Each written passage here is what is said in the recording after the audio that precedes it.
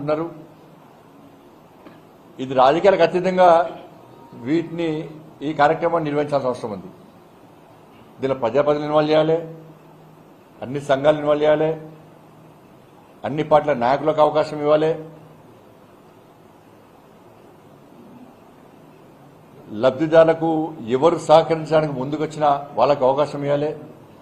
నేను కూడా భారతీయ జనతా పార్టీ కార్యకర్తలకు అప్పీల్ చేస్తా ఉన్నా. ఈ నెల 20 నుంచి కాంగ్రెస్ పార్టీ 6 స్కీమ్ల విషయంలో అయితే దరఖాస్తులు తీసుకుని జనవరి 6 వరకు తీసుకునే ప్రయత్నం చేస్తుందో దానిలో భారతీయ జనతా పార్టీ కార్యకర్తలందరూ కూడా లబ్ధిదారులను కలవడము, వారి ద్వారా దరఖాస్తులను అధికారులకు ఇప్పించే ప్రయత్నం చేయడము. ఇది ప్రజాధనం కాబట్టి ప్రజలకు ఉపయోగపడాల్సిన బాధ్యత అందరి మీద ఉంది. ఉపయోగపడాల్సిందే. ఇవాళ దానికి లేనిపోని కండిషన్ చెప్పే ప్రయత్నం కాంగ్రెస్ పార్టీ ప్రభుత్వం చేయదు. ఇవాళ రేషన్ కార్డులు అని చెప్పన్నారు. 10 సంవత్సరాల బీఆర్ఎస్ పార్టీ పాలనలో ఒక్క రేషన్ కార్డు కూడా ఇవ్వలేదు. గతంలో కాంగ్రెస్ పార్టీ నాయకులు కూడా రేషన్ కార్డులు బీఆర్ఎస్ పార్టీ ప్రభుత్వం ఇస్తలేదని చెప్పి విమర్శలు చేసిన విషయాన్ని కూడా ఒక్కసారి గుర్తుంచుకోవాలి. రేషన్ కార్డులు ఇచ్చి సంక్షేమ పథకాలు అమలు చేయాలని కూడా కాంగ్రెస్ పార్టీ గతంలో డిమాండ్ చేసింది. భారతీయ జనతా పార్టీ అనేక రకాల ఉద్యమాలు చేసింది. ఇలా లాఠీ దెబ్బలు కూడా తిన్నాం మేము. కాబట్టి ఇప్పుడు దాదాపు నాకు తెలిసి 50 లక్షల మందికి పైగా ఈ 10 సంవత్సరాల కాల వ్యవధిలో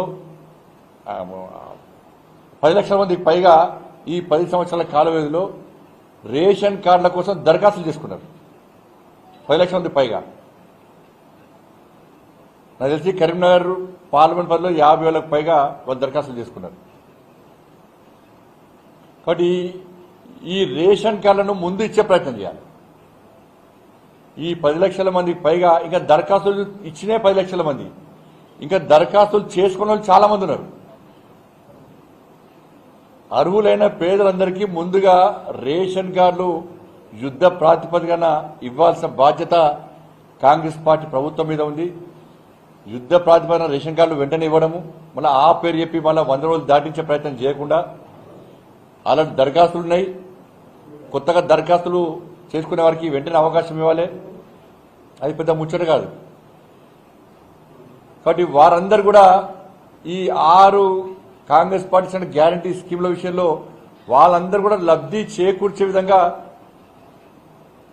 చర్యలు తీసుకోవాలి తప్ప గతంలో ఉన్నటువంటి వైట్ రేషన్ కార్డు ఉన్న వాళ్ళకే రేషన్ కార్డులు ఇవ్వాలంటే దాదాపు నాకు తెలిసి ఒక 10 లక్షల మందికి పెళ్లి అయినవచ్చు. మేజర్ లైన్లు వాళ్ళు మ్యారేజ్ చేసుకున్నారు. వాళ్ళందరూ కూడా కొత్త కుటుంబాలు అన్ని కూడా వాళ్ళందరూ కూడా రేషన్ కార్డు ఇవ్వాల్సిన అవసరం ఉంది. కాబట్టి ఇవన్నీ పరిశ్రమలో తీసుకొని వెంటనే రేషన్ కార్డులు ఇవ్వడము, వాళ్ళందరికీ లబ్ధి చేకూరే విధంగా ప్రభుత్వం చర్యలు తీసుకోవాల్సిన బాధ్యత రాష్ట్ర ప్రభుత్వం మీద ఉంది.